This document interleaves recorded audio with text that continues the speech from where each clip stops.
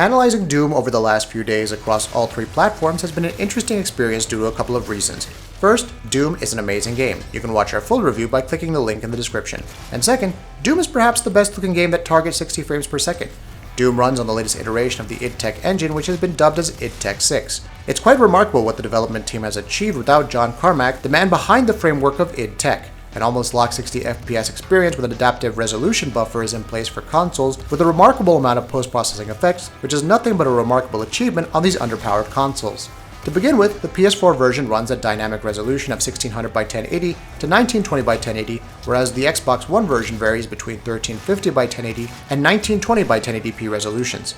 However, it's the PS4 version that remains close to a full native 1080p presentation. This doesn't mean that the Xbox One version is inferior to the PS4 build. Despite running at a lower resolution buffer, the Xbox One version is devoid of any jaggies. This is down to TSSAA, Temporal Super Sampling Anti-Aliasing solution, which does a great job of reducing any temporal aliasing and is ideally used in fast-paced games where there are a lot of fast-moving objects and scenes. However, this softens the image, especially on the Xbox One. We don't mind this at all since we'll definitely go for a slightly softer image rather than settle for shimmering and jaggies on the screen. Other than the resolution differences, there are also a few variations in terms of performance and frame rate parameters.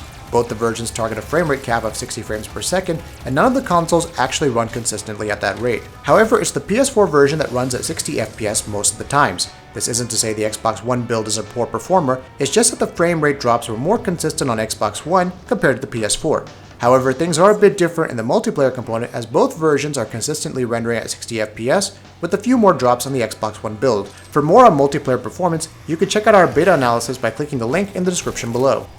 However, this is where the differences end as both versions employ the same core assets, similar texture quality, which by the way is low in some places, similar LOD, shadows, volumetric, and alpha effects. The two versions are literally twins if you don't consider the resolution and frame rate differences. In many ways, Doom can be considered as a GPU benchmark for the PS4 and Xbox One specifications. It's a well-known fact that the PS4 has a better GPU than the Xbox One, and Doom is a kind of test model that actually proves this.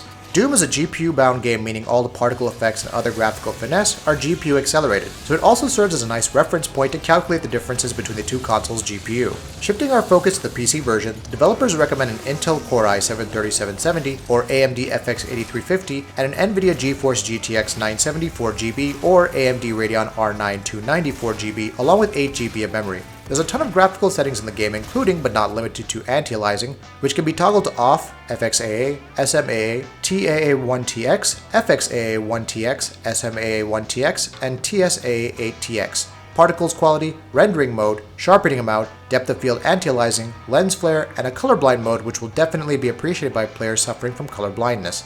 All in all, we're impressed by the number of options, and it goes to show that id Tech 6 is a highly scalable engine. We were quite eager to try the Nightmare image quality setting, however be warned, you would need a GPU that has at least 5GB of VRAM. It's not to be confused with the graphical preset as it's merely an option for changing shadow quality and virtual texturing page size. We tested the game on a GTX 980 Ti and i7-5960X to see what kind of differences the Nightmare mode brings in, and to be honest, shadow quality and level of detail is noticeably improved. But is it a big improvement? Not really, so you will be better off playing at the casual ultra settings and not care about Nightmare settings if you don't have the hardware. We also tested the game at 1080p resolution, with every setting maxed out on an i7-5960X and ran the game on the GTX 970. We had no issues running at 60 FPS. So how does the PC version compare against the console versions? Well, first off, shadow quality is definitely better on the PC build. The edges are sharper compared to the dithered ones found on the consoles. Reflection quality also seems to be better on the PC, followed by detailed texture quality and level of detail. However, the biggest improvement seems to be the way the lighting has been handled on the PC. Lighting is more prominent on the PC version, and due to this, the rendered on-screen image looks a bit better on the PC version. We also wanted to talk about the upgrades that id Tech software has implemented into id Tech 6. The biggest difference between id Tech 5 and id Tech 6 is the amount of post-processing effects that can be rendered on the screen at any given time. Doom is the first game that's running on id Tech 6, and in many ways, it's a technical showcase for the engine. The game utilizes a ton of motion blur and fantastic particle effects along with bokeh depth of field, which by the way only kicks in during the glory kills. The game uses an extremely high quality motion blur, and thanks to TSSAA, the image quality is not deteriorated or blurred whenever motion blur kicks in. Furthermore, lighting is completely dynamic in id Tech 6 compared to the semi-dynamic nature found in id Tech 5. Doom also allowed us to completely disable motion blur, chromatic aberration, and also modify the game's field of view. These are fantastic additions, and most players will definitely appreciate these options. Further improvements to the engine also include volumetric and alpha effects, along with an upgraded physics framework.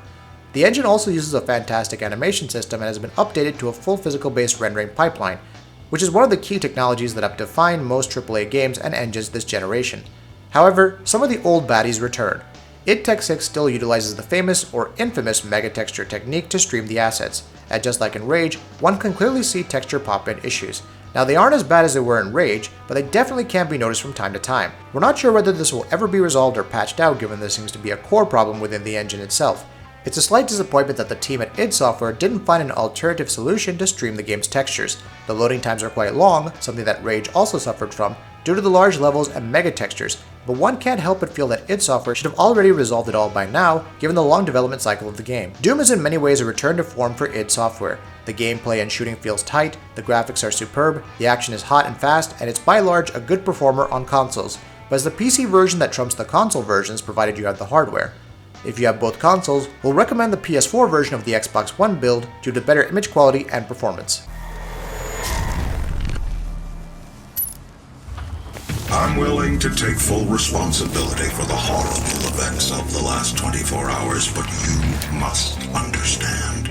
Our interest in their world was purely for the betterment of mankind. Everything has clearly gotten out of hand now, yes. But it was worth the risk, I assure you.